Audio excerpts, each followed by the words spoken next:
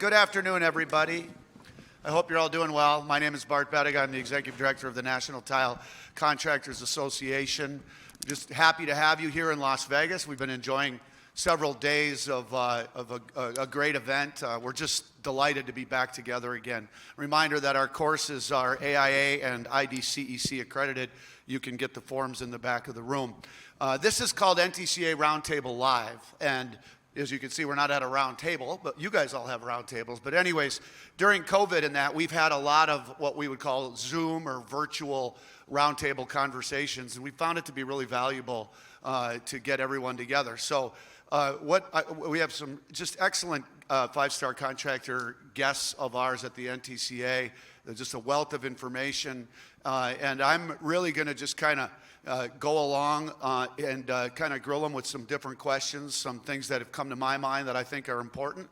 But I also would like to tell y'all, we're just happy to have you, and this is a roundtable. So if you have a comment, if we're on a slide that maybe you have a question on, or you might want to make a comment, just raise your hand. I'll be looking.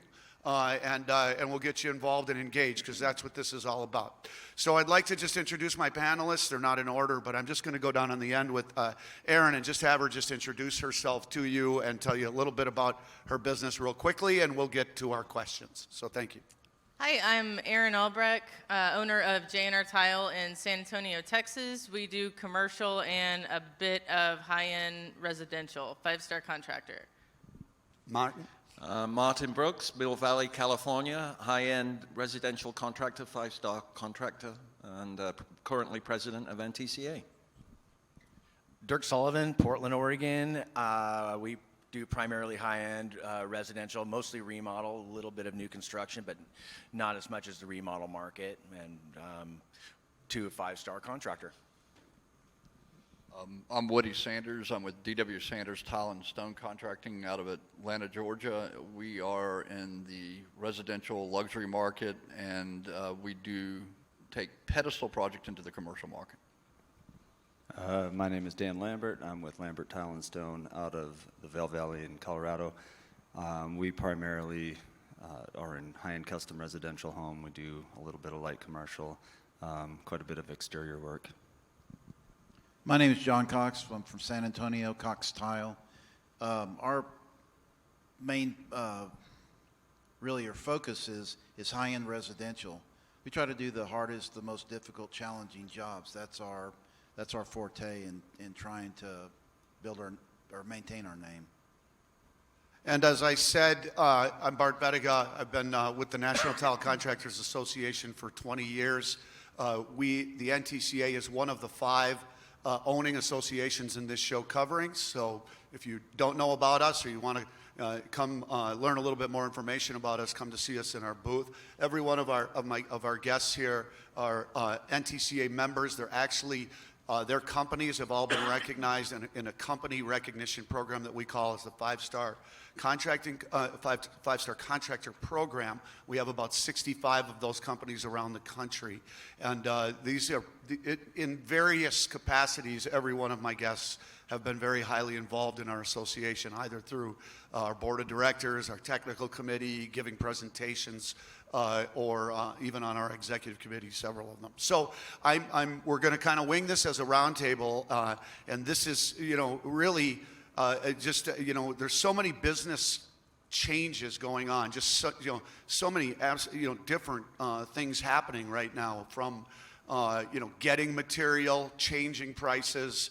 As you all know, the situation in the Ukraine has created just absolute havoc in tile production in Europe and in getting those products here.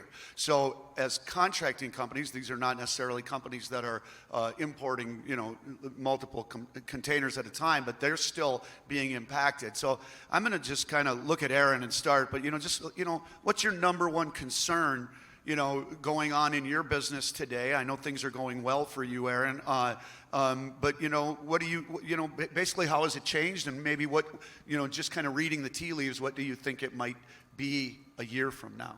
I think biggest challenge today is just what you said, logistics, and getting certain materials on time. I was just talking to Martin a bit ago. We just want a large commercial project, and the biggest concern is, can we get the material here on time from that first start date?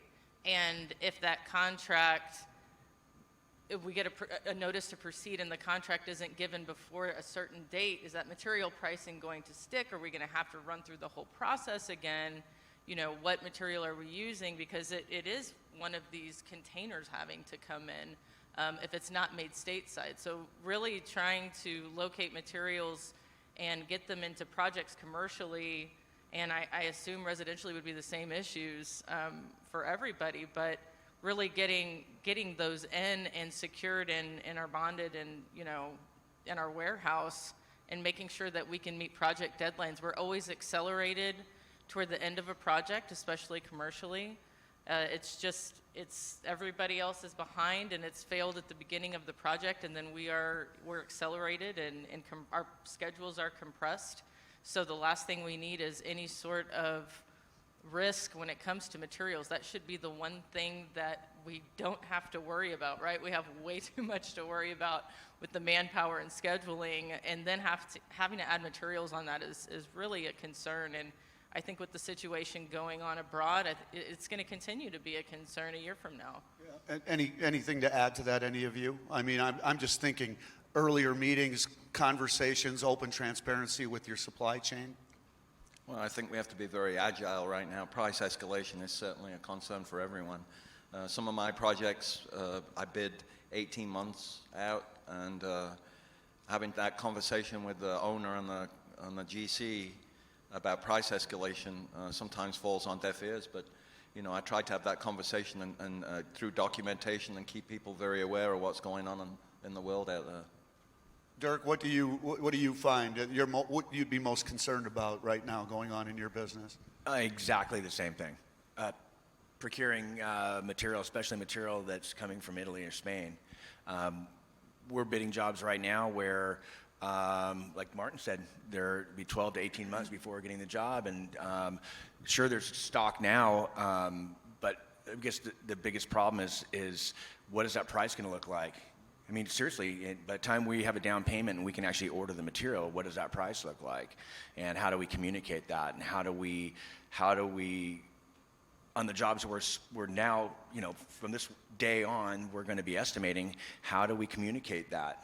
I think we really need to lean on the domestic producers, and we need to educate the, architects, designers, our builders, our homeowner clients that, you know, we need to be very cautious about where we're getting our material. And like I said, you know, I'm not going to name names, but we have plenty of very good quality domestic producers here that we need to lean on. And even I have a small fleet of trucks, and I've just added $15,000 a year in gas prices to my small fleet of trucks. So. Oh, there's that too, yeah. I'm glad you We brought add them that to up. every bid now. We have to. Yeah, I mean, so you're being impacted not only by changing prices on the material side that you can't control, but your costs, right? Your specific costs are being impacted. Are you having meetings with your builders? I mean, are you alerting your builders, or are they just being hit by prices all over on every category, so they're already aware of this? What kind of meetings are those taking place? I'd like to say, my people hear it too much. We're disjointed right now. I think all of us here, our success is our ability to be very proactive. We're always engaging, having conversations, probably to nauseam in some cases, and that to keep everybody aware. And in their world, or in the same world we are, they're managing 50 subs. They're being pushed in a lot of directions, and you're trying to politely yell at them to get their attention that you need to pay attention to this. In the luxury market or in the high-end market, we're mocking up, we're doing things. That's just part of our skill set and what we're doing. And we're literally having to saying, you don't understand, you've got to make this decision today. I can't afford you not to make this decision. We're having, it's not just the conversations of prices, it's you've got to be more flexible than you have in the past. Because you need more lead time to get the material and make the planning? Or can we even get it? right? Can we even get, and the other thing is the prices, like we've got a huge project, we're having to pull the material out of Italy. It's very specialized material as we all deal with, cut to size. We can't even give you freight until the day the PO goes through, but the price we're giving you today is probably not even good today, right? And then so you're having to say, if you don't understand, then we just don't need to engage here, because we can't guarantee what we're being quoted. If you don't order today, we give you the quote. The quote's no good, and that as far as materials are concerned. Now, I'm a little different. We are very transparent. We aren't trying to procure materials and make markup. We do that differently in our estimating process. And therefore, it probably helps them be a little more palatable in some ways. But nevertheless, you've just got to say, in one way we need to speed up, and another way we need to slow them down. Think through what we're all dealing with. And generally when you can get them into the rationale, you see the same world I do, you see the same things I'm seeing right now, this is affecting us all. So, Dan, I think I remember seeing that Elizabeth was looking for work. I mean, so you're in Colorado Springs or Colorado, right?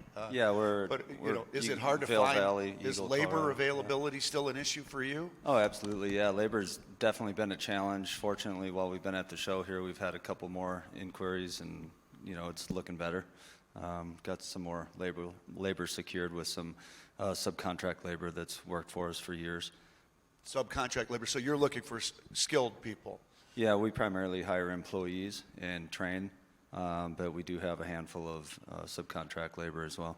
Has anybody been, I haven't gone to you, John, yet, but has anybody been struggling getting material prior to what's happened in Ukraine? I mean, this has been going on, so what do you think is going to happen now that we know what's going on in Ukraine if this situation doesn't ease soon, knowing that, in particular, the two largest exporters of tile to the U.S. are Italy and Spain. And in Italy and Spain, both of those countries have been, highly reliant upon clay from the Ukraine, believe it or not, and also gas, natural gas from Russia. And their costs are, from what I've heard, 400% high, up 400%, with what's going on there. So what concerns do we have about Italian and Spanish material moving forward? We fortunately have not had a big issue with supply chain, other than some of the domestic manufacturers not having the manpower to produce it like they have in the past. That's one of our big problems. The good thing is we don't rely on a lot of materials from Italy and really the Spain, European. We're 150 miles from the border of Mexico, and so a lot of the stone that we use is from Mexico, and it's good material, but that hasn't. Thank goodness it hasn't slowed down yet on trying to procure it. One of the bottlenecks as everyone in this room knows, is personnel.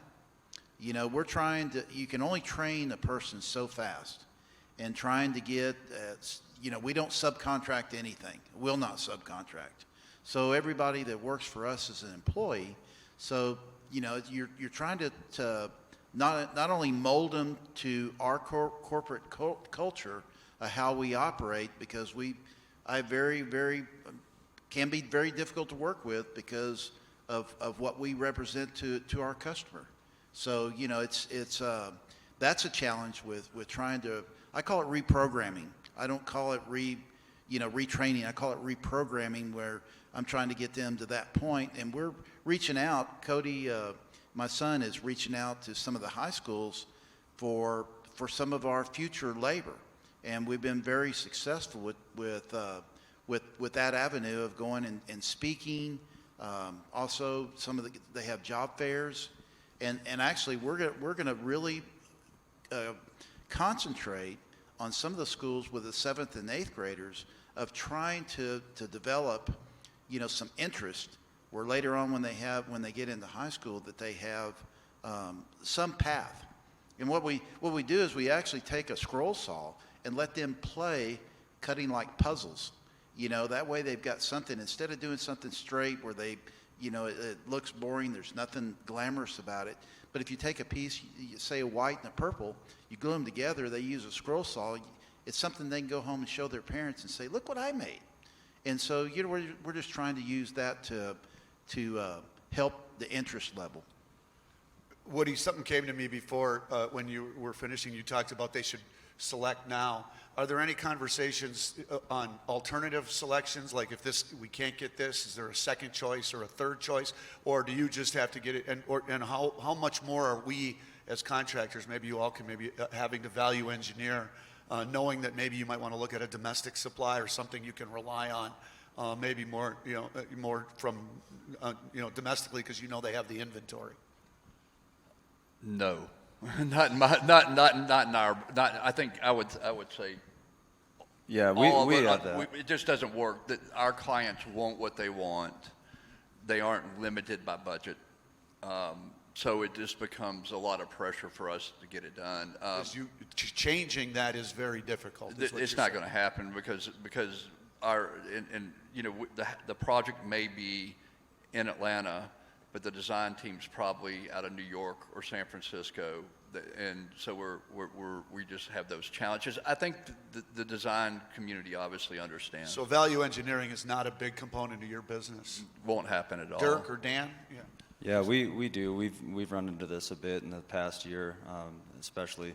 So what we do with our clients is if we see that there's a long lead time item and that's not going to fit within the schedule, then we promote an alternate. The other thing that we do is we'll have prices guaranteed for up to 30 days, but we let our clients know that what we would like to do to be able to procure the material, make sure that we're not waiting on the material in the future, is to get that material deposit up front and then order the material, procure the material, and then that's one less thing that we have to worry about. You'll have it at your warehouse longer maybe because you're going to order it earlier. Exactly. Yeah. Right. I think what we're doing is I think the communication becomes, is this it? Where there, I always would say, we don't know the last tile we're putting in until we put it in.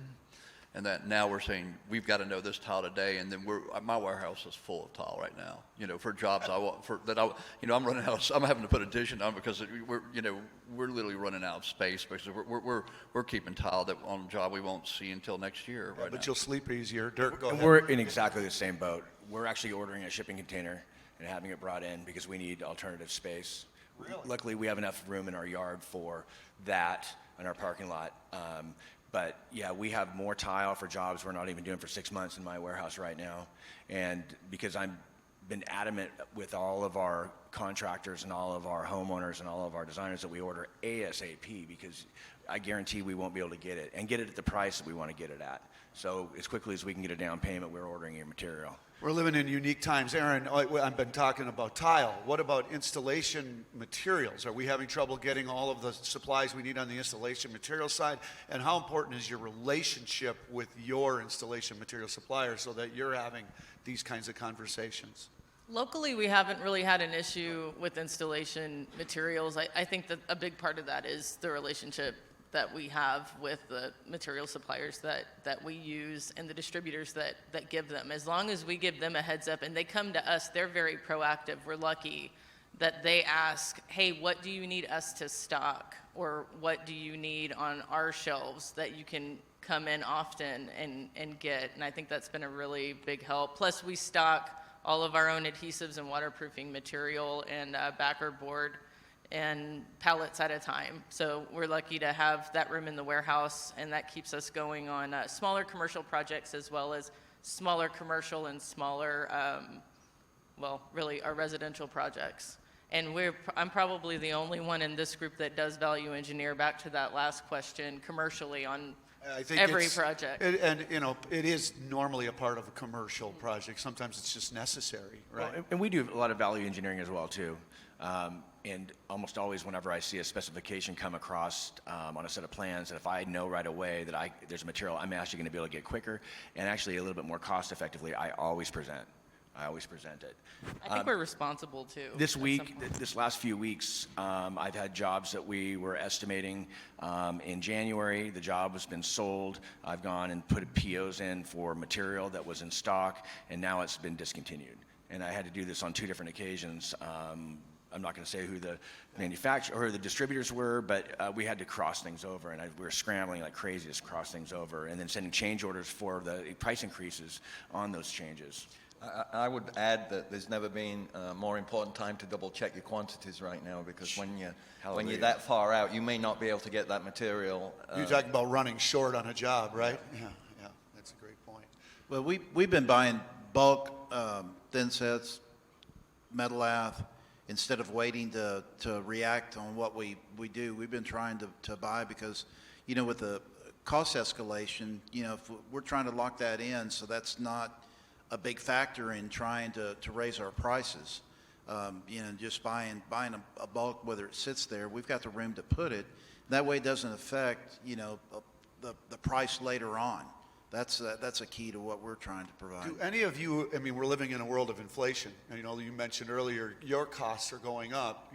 Consumers or builders, a builder probably understands this, but a consumer doesn't always understand the cost of your trucks and the gas and all of that. Are any of you concerned with our pricing, tile installation pricing, tile material pricing, and losing any of that business to competitive products?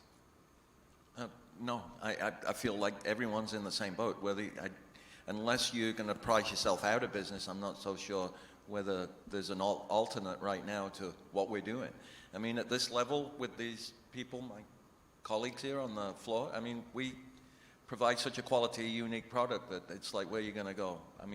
My clientele use Heritage Marble and Tile based on the product that we turn out, and I'm not so sure whether my general contractors are willing to value engineer or go somewhere else at this point. What I'm more concerned with is the guys that aren't educated, because the gap becomes much larger, and so it's sometimes more difficult to sell the value of what you're doing when somebody says, well, he's $5 a square foot lower than you, and trying to justify what you're doing and why you're doing. So that's a challenge to itself, on jobs, and the builders understand it. But when you're dealing with an individual homeowner, that becomes more of a challenge. And we just have to say, this is our price. If you need to find another source, we understand. But it's like deja vu. It's like the Great Recession created that atmosphere too. I had 2 of my top builders go somewhere else, but they came back quickly because they couldn't produce the same product, right? The same product, or the installation wasn't as good? Well, the installation wasn't, because the end product didn't match what the criteria was for a high-end residential home. And so they just came back. And the service that we provide from the beginning to the end, and through the life of the project.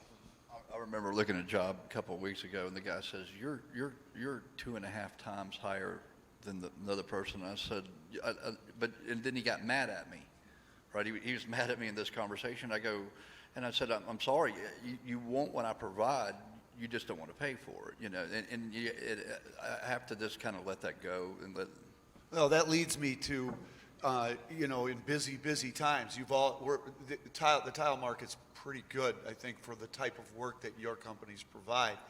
What's your process, or how do you work with your team on pre-qualifying your customers? You're not just going to take next job to fill a schedule. Are you cultivating specific builders or specific general contractors? I'd like to talk a little bit about that pre-qual. Not just doing work for anybody, but doing work for people that value you and trust you and respect the work that you provide. We have questions that we ask when somebody calls. We have questions to really try to vet them to find out what they're looking for, and if they're tire kickers. So we have 5 or 6 questions that we ask before we'll even say, hey, we'll come out and give you a guesstimate of what it's going to be.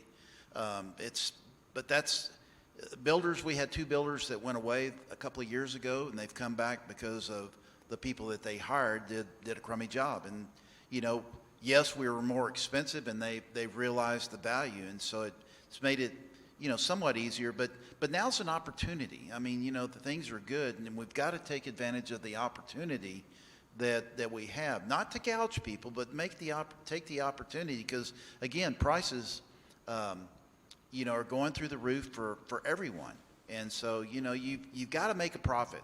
You know, that's Michael Stone, his book, Markup and Profit. If you guys have never read it, it's one of the best books. I promote it. I tell people, you know, I don't get anything in return. I tell people to buy it because if it's not the best book you've ever written on business, I'll buy it back from you. That's how I believe in it. But, you know, people need to know that they have to make a profit in order to stay in business. That's actually, I'd like to actually hear from others on how they qualify their customers, but it is an important point you make, which is, you know, if you've never understood your costs, you know, and you're just bidding work, and, you know, think you're making money, I think now's the time to really definitely understand your costs and understand if you're making profit or not. Yeah, absolutely. When we look at a job, we're looking at it not just as far as, you know, do we need to be competitive with it, but what do we need to make as far as our profit margins? And we look at things based off of time because the majority of our work is done by employees. So we can gauge that easier and knowing somebody's efficiency with a certain product or, you know, skill set, using that person for that project.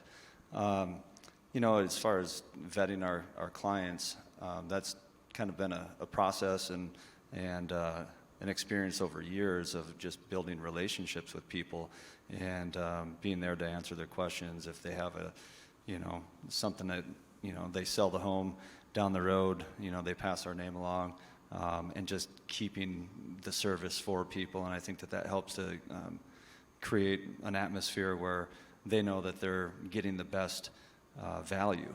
And, you know, there's always cost and value, and somebody's price up front might be a lot, you know, might be substantially lower than your price, but if you're providing a better quality product, then that's going to be the best value down the road.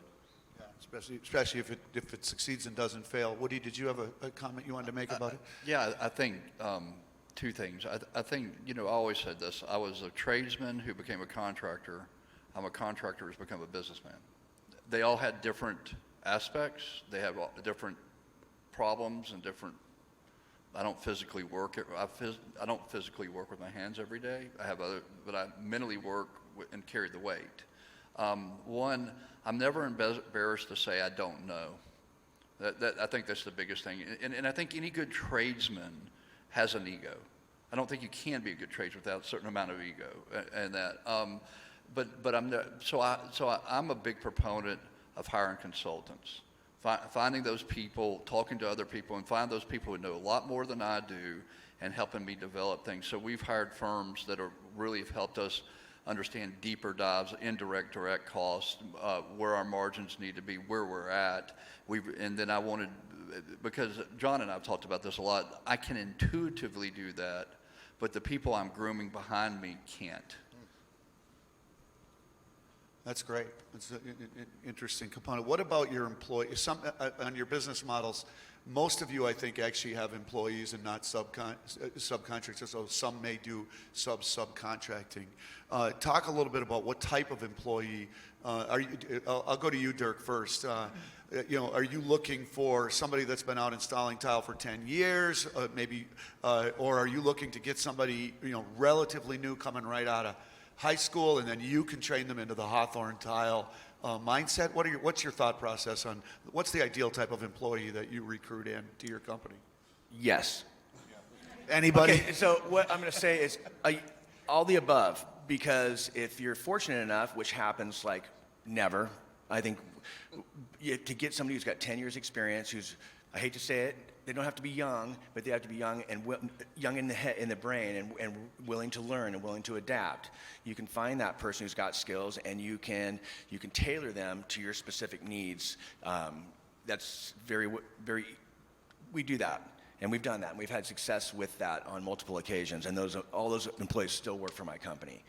But training and education is key, and apprenticeship is key. Some people feel that having somebody newer to the trade is easier to train than somebody that's been trained on bad habits, if you will, over the years. Okay, well, yeah, that's true. There are people that have bad habits, and if you can't train that out of them, then they need to go quickly. But I will say this, Trask Bergerson put it this way. Trask also, my friend who owns Bergerson Tile outside in the coast of Oregon, he also has a slab fabrication shop, and he claims that he can take somebody brand new off the street and within about a year have them be a pretty darn good fabricator.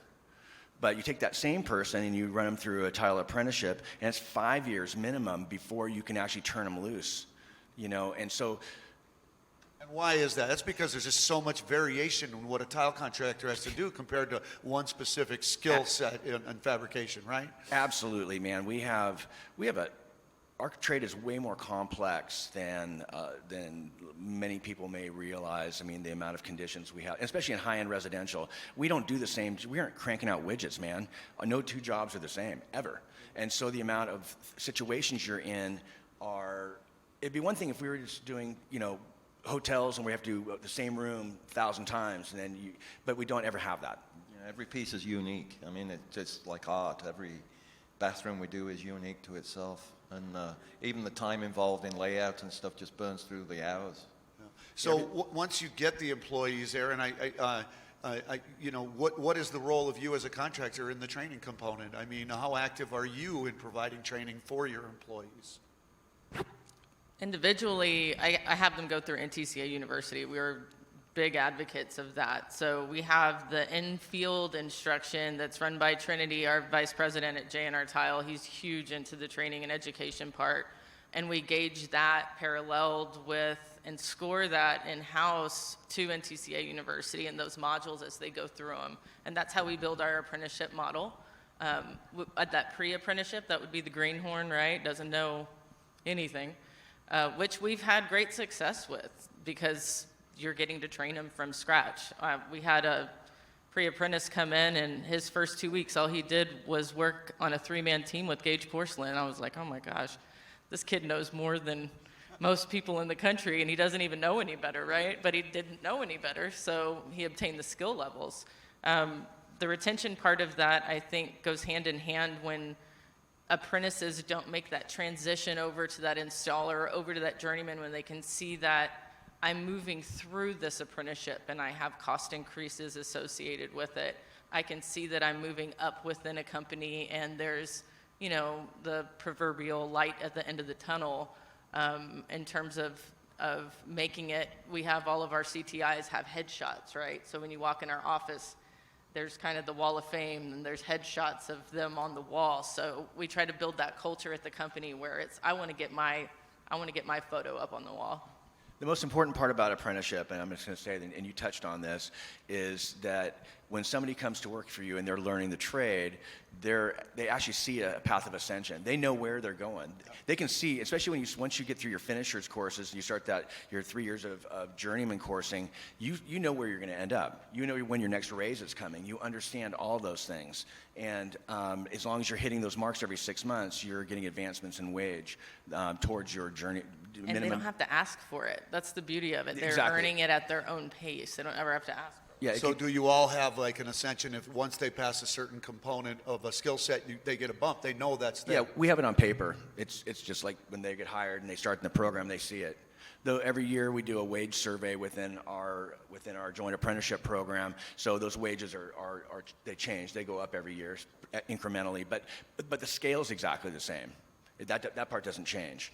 And then offering health insurance and 401k. So you offer benefits to Yeah, your employees. everything That's you one way can. to set you apart. everything you can, because that way this is a career, not a job. And that's really what it's about. Well, one of the things that we do is before I call it interrogation, but we have 3 questionnaires that we have for when we hire somebody. One is general health, that doesn't know anything about tile.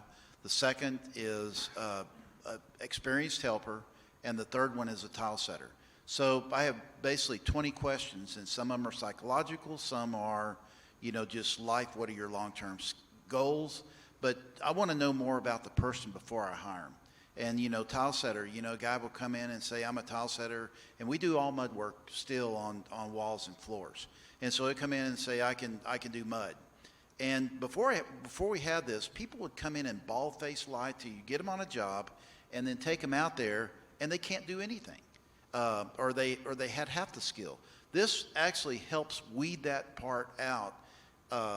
And if they're honest with us and say, I don't know how to do those skills, you know, then we might take a harder look. But if they come in and bald-faced lie to us, it's like, I don't want you, because that's going to be indicative of your attitude. I hire on attitude first. I can teach the skill, but I can't teach attitude. So it's real important for them to have a great attitude. And go into these high schools and stuff like that. They're hiring these younger guys. There are certainly challenges, but they don't have the baggage. They don't have the baggage of having 3 kids and, you know, just be overburdened with having to pay for life. And when unfortunately, they've made choices in their life, but we want them to have a career. But, you know, it's really tough to pay a guy when he's 30 years old, you know, what you start as an entry-level job. You know, that's a lot of them that can't do it, even though they qualify for it. So that's why we're starting with younger people. We onboard them when they come in. We spend half a day just for them, just look at basic stuff before we actually send them out to a job. Woody, I think your crews are very young. Can you, and don't you say that a lot of your employees help find your next employees? Talk about that a little bit. They do, and I think the reality is we probably all take the shotgun approach to recruiting right now. And then, you know, let's step back, you know, August of last year, right? The construction market is overwhelmed. There's more work than any of us can get at. So we had to go out. We actually had an employee headhunted out of our organization, and we had to go back and take a serious look, and we just raised across the board. It was calculated. You know, I'll give up this to keep good employees. You raised your compensation across the board. Across the board, because we went in there and very quickly secured nobody wanted to touch our wage. So you were protecting anybody from hiring your people. Right. We won't even train. Honestly, we train in-house. If you want to train us, you come to us. When we go to NTCA events, we do not go. Our employees do not go without senior management being in place, because people know us. My helpers are most people's setters. So we've got to watch this. It's a recruitment, and they'll promise them, and then you have to be communicating to your employees that, okay, that's not real. They want to pay you like a subcontractor, treat you like an employee, and so your younger people don't know that yet, right? They don't understand. They're telling them I'm going to treat you illegal. I'm going to set you up as a subcontractor. I need you to go get these fake policies, but I'll pay you $200 a day. I'm just throwing a number out there, of course, but my younger people actually do recruit for me more than anything. Well, that's one thing I don't allow any employee to go to tile warehouses, because what they do is they end up talking to somebody they know, and then the guy's telling them they're making an unreasonable amount of money, that they're lying, and then they come back and it spreads like poison throughout your entire company. So I don't allow an employee to go pick up materials. You know, I'll do it way before I'll ever get them to do it, just so I don't have to deal with that. We do too. I mean, that's the same thing. We actually stopped having employees. We actually stopped having employees go to the event, because everybody knows our company, and they become friends with everybody, and they'll be there and they'll shoot the shit for whatever, an hour and a half, and everybody's going, yeah, where'd you go? Not only that, there are signs being hung by our vendors. We will pay $52 an hour, full benefits, everything like that. And so we have a driver. We've had a driver for for 6 or 7 years now, and that really, it's actually improved efficiencies too. You don't want your people going to the because warehouses. now, they're not making you money while they're doing that. No, so. Yeah, I agree with the same. I think it's very dangerous when they start that chatter at the warehouse in the morning, and they all start talking about their how much lies. they're making. Yeah. But the thing that I always fall back on is, you remember the Great Recession and how you never missed your 40-hour week during that Great Recession, and how loyal Heritage Marble and Tile was to you. Just remember those days. Yeah, it's called selective memory. Well, let me reverse that for a second. So we unfortunately, we're blessed to have about 3 years of contracts right now sitting out in front of us. Okay, and there's obviously the challenges of the communication, is price up and down, this, that, and the other. That's all right. We can work through that. What happened to us is we were on a penthouse project in Atlanta. Unfortunately, a guy hits a 400 amp main. I won't get into all that. All the subcontractors got kicked off the job. Not because we were in trouble, because the building now has liability, and they've got to figure out how they're going to fix it. So all of a sudden, I've got 5 crews sitting there for a hard March to April, because we're under a time of essence contract in this particular project, and I don't have other work for them, because that's the balance we kind of all take on this level is that I'm committing to your job. They're real good jobs for us, but on the other side of that, I'm not going after other work. So and I think that's how you have the relationships with your builders and that. But now I'm sitting here with nothing for 5 crews for 4 months, and so you start beating bushes, and we're doing some things. One of my employees said that in customers, like you're Willy Wonka, that customer just got the golden ticket because you'd never take it for that price. So as owners, I'm taking a hit to keep them working. What we did, though, is we brought all of them in there and said, this is exactly what's just happened. This is exactly what we're doing. We're very transparent in communicating to them. You're working because I'm taking a loss right now to keep you employed. So you're paying them even if they're not installing that. Exactly right. Those Exactly few right. days. So, but I think we sometimes internalize that, and we don't trust our employees to communicate that. And we're just we're very communicative to them. This is what you're seeing. This is why some of you are doing some odd things right now. Here's where we're at in the situation. Here's where we see things are happening. We're taking some jobs that you probably normally wouldn't be working on because it's just making your wages for you. Dan, I think you might be the only one that mentioned you do some subcontracting. Do you do some work out when you're doing a Yeah, we large do. project? What are you looking?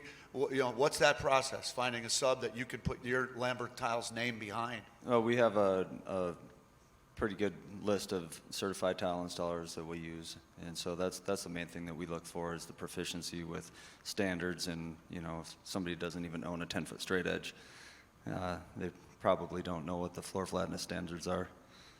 So yeah, we look for qualified labor first, and then we vet people, even if they are kind of veteran installers, just to see if they actually are familiar with the standards and methods of the industry. And do all of you utilize the CTI? Make sure that you have certified installers, and I think you do. And do they get a bump once they pass those certifications? What's your role there? I have more certified installers than anybody in the Southeast, I think, probably. I absolutely 100% believe in that program. Not only do they get it, we said this is what we want, and we build to that because that's the jump-off point for us with CTI certification. We do something special. Everybody has different. We're wood level people because we pull a lot of mud, so crick levels have a meaning to us. When they pass, they get a full set, and we scribe their levels with their CTI number. That's something we do. As ACTs have come around, it's getting harder and harder to find bigger levels for them, but we're doing it. And so we and not only is it a bump in pay, it's the beginning of the. So that I think what Dirk's saying, right? What are you building to? Here's the career we're offering you, and here's a real big milestone we want you to hit. That's great. You mentioned earlier we have this NTCA University. It's every member gets access to it free, but it's got a 4-year apprenticeship program on it that was approved by the guidelines approved by the Department of Labor. Doesn't mean you have to implement a full apprenticeship program. You can use our NTCA University for just spot training or incremental training.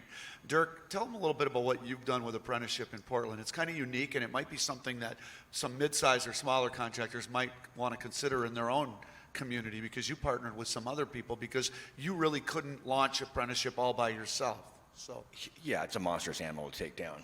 On paper, it seems like something that should, we can make this happen. For a number of years, we were utilizing the Northwest College of Construction. They had a tile program that utilized the NTCA guidelines, and but it was freaking expensive. And by the time we graduated a couple people, then we had 3 more guys in there, and then nobody else had people in the program. And they came to us, the president of the college came to us and said, we don't have quorum. We have to raise your prices to this. And I was like, gee, many Christmas, we can't afford it. And I thought that we weren't really going to be able to do it. And one of the employees who had left the College of Construction went to ABC, which is Allied Builders and Contractors, and they basically administrate apprenticeship programs is what they do. And so she came to us as Gal Sarah and said, I think you guys can do it yourselves, but I think what you need to do is see if you want to get a number of other companies involved. So I basically put it out there. We contacted, at the time, Sean Parker, who was working for me, and Ryan Willoughby, and myself. We put it out there to every contractor we knew, and we had a meeting at Hawthorne Tile. I think we had,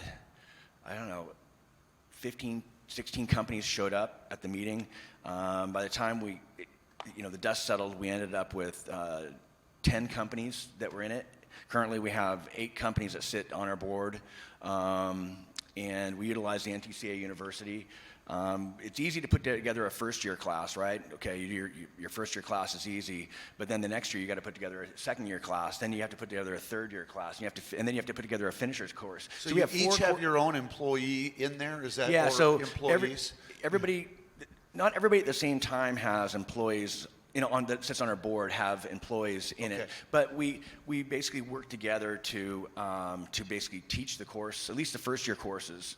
And then we hired a second-year person to teach the second-year courses. And then by the time we had a third-year course, we had to figure out how we're going to do it. Anyway, it's a lot. I mean, man, sometimes I'm like, oh my God, I can't believe we're still doing this, because it is a lot of work. It is a unique model, that's for sure. Yeah, but it works, and everybody does their part. Yeah. And we've had so many. I mean, the industry has been so great to us, and we get donations from everybody in our industry. I mean, graciously. Not only that, we get a donation of the warehouse space we utilize for our classes, where we can keep our modules set up. Like I said, it's a gracious industry, and everybody wants us to succeed. Yeah. Aaron, you're a five-star contractor on the commercial side down there in Texas. What have you done? I think you've had some success in really taking the qualifications of your company, certified installers, the five-star accreditation, or company recognition, which is in specifications. So what have you done with those credentials in order to secure work? I think you're having some success. Maybe you can share a little bit about that. We are. Our team has found that, of the 65 NTCA five-star contractors, we're able to give continuing education units similar to what we're doing right now to the designers and architectural community in that San Antonio area. So, using some data and, of course, the plans that we review commercially often for the types of high-end commercial projects that we get into, we do lunch and learns. Really simple, 1-hour lunches, right?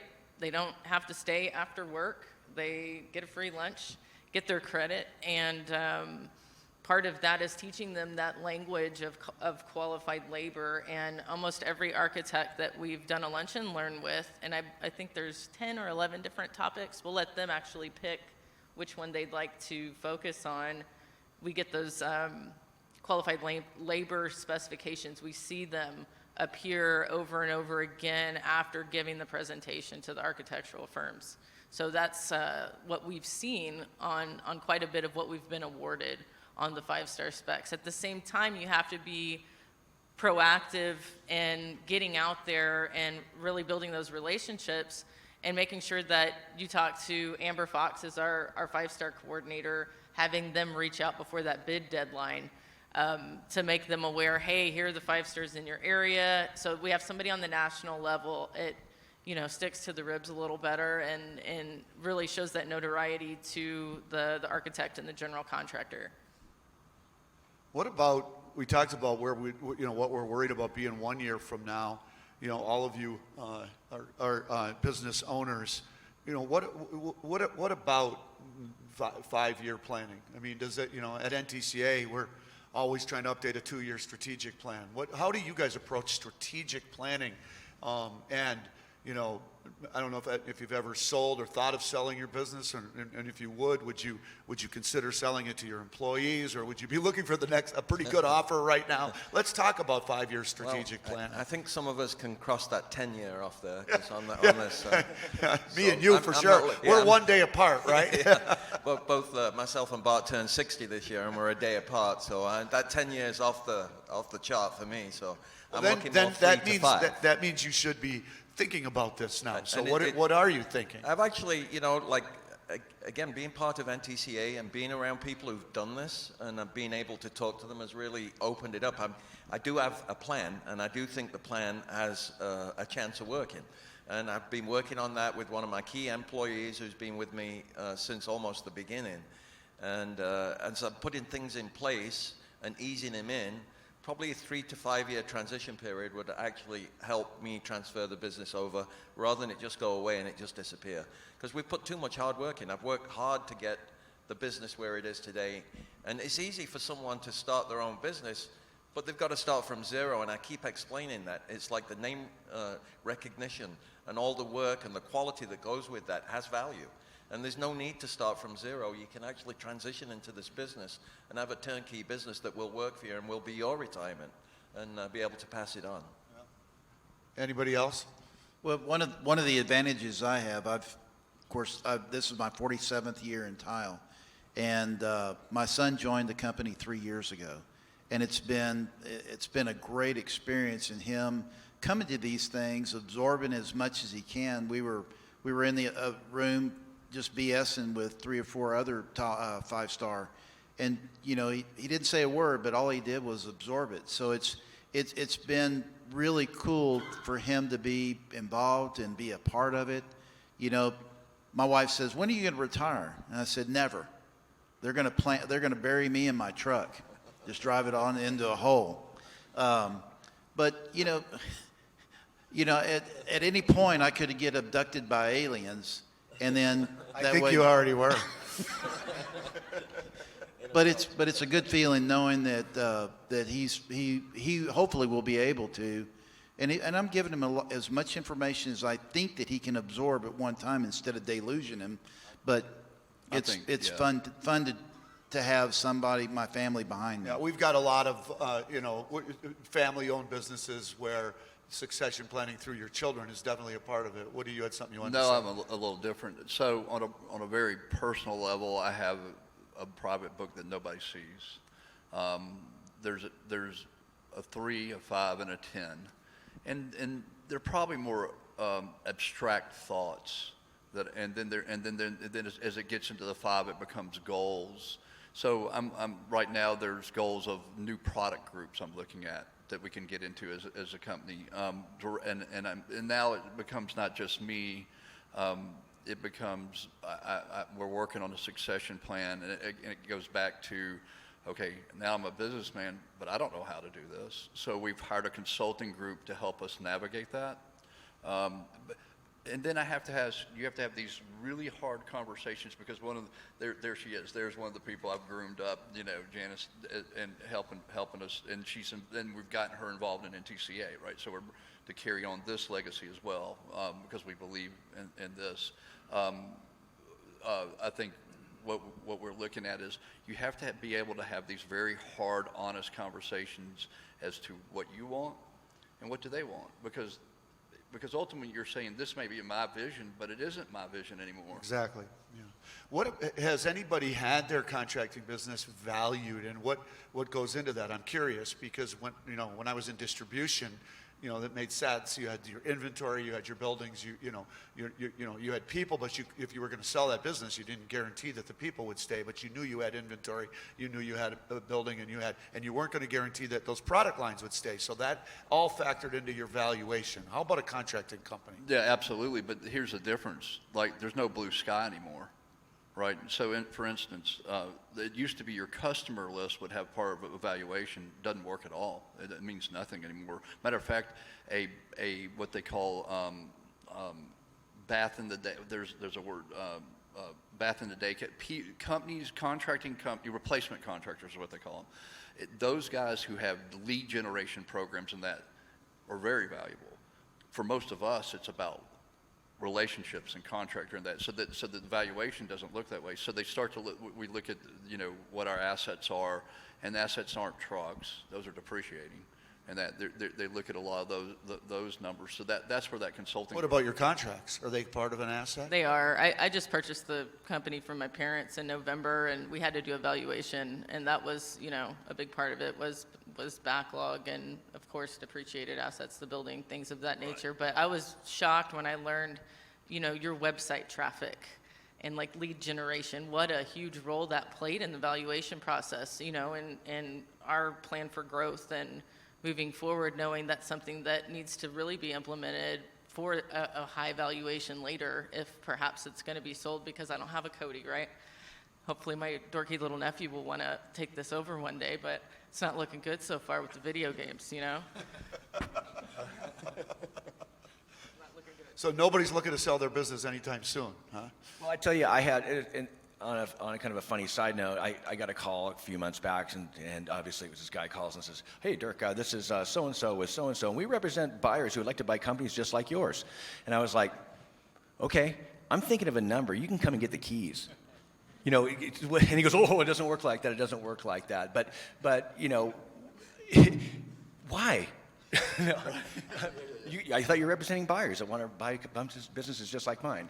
But I think that the thing is that you know, we're talking about different ways to go about it. I'm still not sure how I want to go about it. I'm not sure what that looks like. You know, we're looking at a 10-year plan. You know, I know at this point, neither one of my kids are interested in it because they have other goals and aspirations. So, you know, but it's a conversation that we're having internally. That's great. Well, and the beauty is, I love what I do. I mean, every day I don't go to work. I enjoy what I do every single day. We're in the relationship business, you know, with a high skilled trade. That's what makes it so fun, you know, and that's the reason why I plan on really never retiring. I'll probably pull back some, but I enjoy what I do. I love what I do. That's great. We've got just a few minutes. Does anybody have any questions? Yes. I should have been looking. I'm so sorry.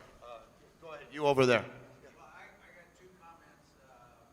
One is on price escalation. Everything's goes way back. Yes.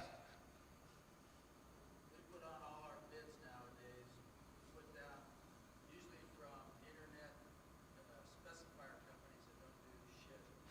They ask for 50% up front before they even place the order with the manufacturer, and 50% with the shipping. That's part of our bid. If you want to use that tile, you pay them. Now, what leads us into it, that's automatic PE. It will give you a company, not just say Galvin or something, that will guarantee the price and will take care of it. Or any other company. There's a whole lot of companies that will do that as opposed to these internet companies. Anyway, so I just, That's actually a great topic because, you know, it's been happening for a while, and if we put, you know, if they're only going to guarantee the price for 30 days, that's all we're guaranteeing. yeah, that makes sense. And that's just the tile you want, you pay for it. Yeah, there are you know, By the way, that's Jay Fisher, who was an NTCA president back in the Yes, day, who is a very respected fellow California company, who's family owned. yeah. That's a long time ago, Jay. I'm going to argue on that one. But that's an actually interesting topic because I was hearing people in our booth talk about actually getting specs now or being told that the product was coming from Amazon and other suppliers. Martin, you went through something on this. I actually posted just recently. It made my blood boil. I just dealt with an online retailer who wants to take my money up front and offers nothing but poor service once they've got my money. And it really made me angry, but unfortunately there are many out there right now who have gone to e-commerce that is not beneficial to a tile contractor. And it just worries me that the industry will go in that direction. And they don't understand our side of the industry. They only understand sales and marketing and how to take money. And I've tried to have conversations with them about this, but they just don't want to engage. And it really is sad that it's come to this because we have to perfect the product they supply, and it's very difficult when they're not part of the conversation. Yeah, I know, Bill, you had your hand up, but you know that is an interesting thing we're talking about. I'm just curious. Woody touched on it earlier about not marking a product. You know, back when I was in distribution, the contractors that I worked with, everyone they bought the materials and they had a markup to cover their overhead. You're going to have to, we are having to be proactive to address that because the way people are getting tile now is changing. Floor and Decor has changed that business model a little bit, and others, Home Depot, and home centers, and now the internet. So I think, Woody, your point about really focusing on what are your costs and what, you've got to factor in the gas, your guys, the crews, all of that, and incorporate that into your labor bid, right? We're putting, so think about it. You would mark up tile to cover certain overhead costs and that. What we've done is said, here, we'll show you transparently whatever you're paying for, but what we've done is put straight line items as this is what it costs to land in my warehouse, this is what it costs for me to go around and pick it up and put it there. We're putting staging those kind of we're showing them as labor line items and then when somebody says anything, okay, hold on, I've estimated a service of installation. I didn't estimate a logistic service. I've never advertised me to be a logistic service, so we just say this is logistic cost in our general condition. But they're true costs. They're true costs. You have to get the material. Well, honestly, we're making money at it. We're not.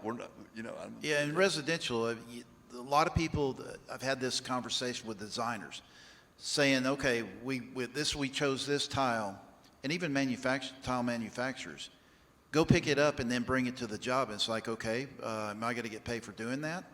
Since we're not actually purchasing, they're expecting us to deliver, and it's like, I've got a handling and delivery charge. Well, just add it to your installation. It's like, no, that's not where it belongs. Installation is installation. Picking it up and taking it to your job. If you want to buy the tile thinking you're going to make, we don't make a lot of money on tile. If you want to pick it up and take it to the job, you stage it in the area we're going to stage it, and have it ready when we get there. If you want to assume that liability, go for it.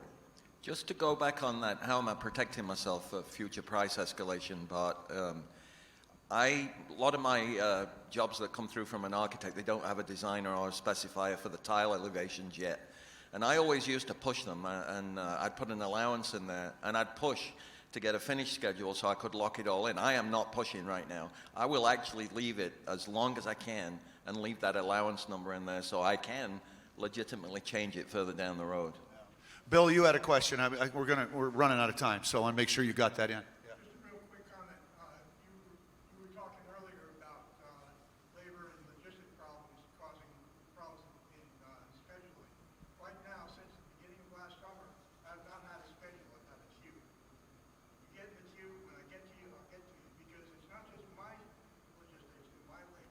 My labor, I'm a one-man band, so I know what my labor's going to take. All right?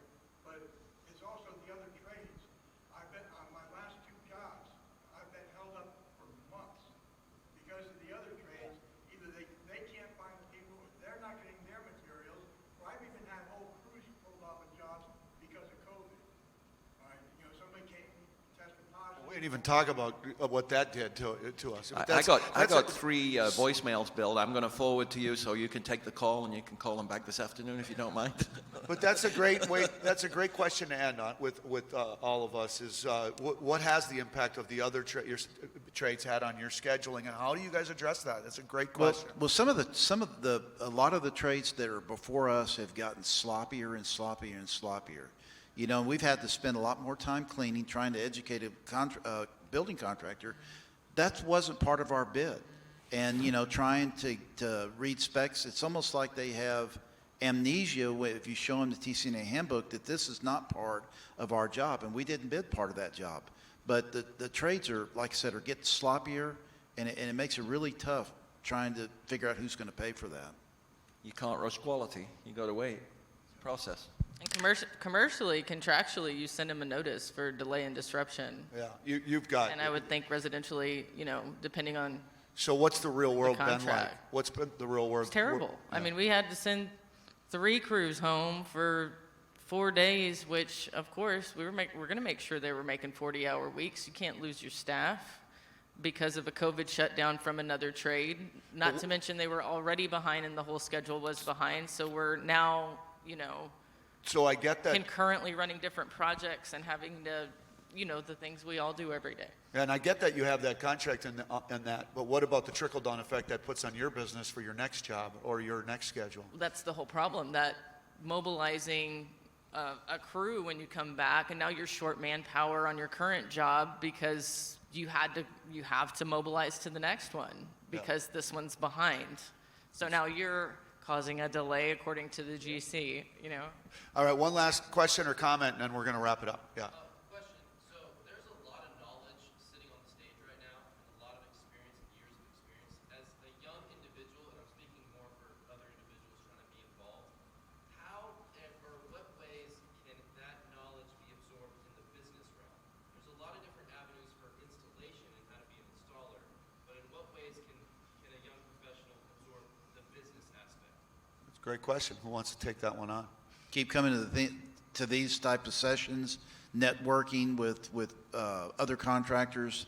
That's the best way I of would learning. think some of that need a responsibility mentor. is on the business owners to make sure you get those opportunities and that they provide that opportunity for you, not just on the technical side. And I've actually reached out on like Tile Money and NTCA about mentoring. We have a mentoring program, but people feel reluctant to reach out. I don't know whether they're intimidated or what, but it's very difficult to get people who are starting in business to reach out. I would say this, you know, being here are your peers, right? I mean, we stay in each other's pocket, like, you know, we're talking. We're always talking. Yeah, that's a very big asset of an association. But Absolutely. You know, I was going to say, Cody, that you know, it's going to take time, but my involvement in the NTCA, the success of my business is there's a direct correlation between that and my involvement in the NTCA, and that's all I can tell you, man. Is just ask questions, hang out with the good guys, and ask questions and ask more questions, and know who you can call anytime you want. And you're doing it right because you're here right now. Exactly. And my best advice to anybody that's young in our industry on the contracting side is knowledge is power, right? So the more you learn technically in the beginning and learn how to install and learn the whole technical components, that can bleed. The more you know about that component of your business, then you can start focusing on the business side, the estimating side, the sales side. A lot of times we don't talk about sales, how important relationships are and that.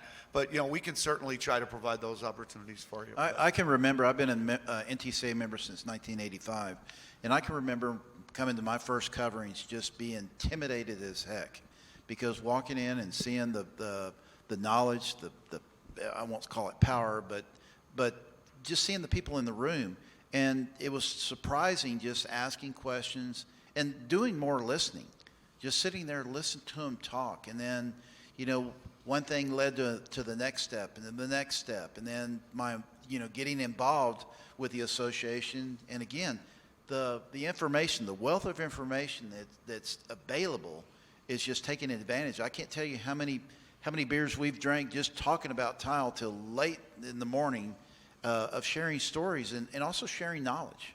Let's not forget Total Solutions Plus, which really gets you and gives you a deep dive into business too, with the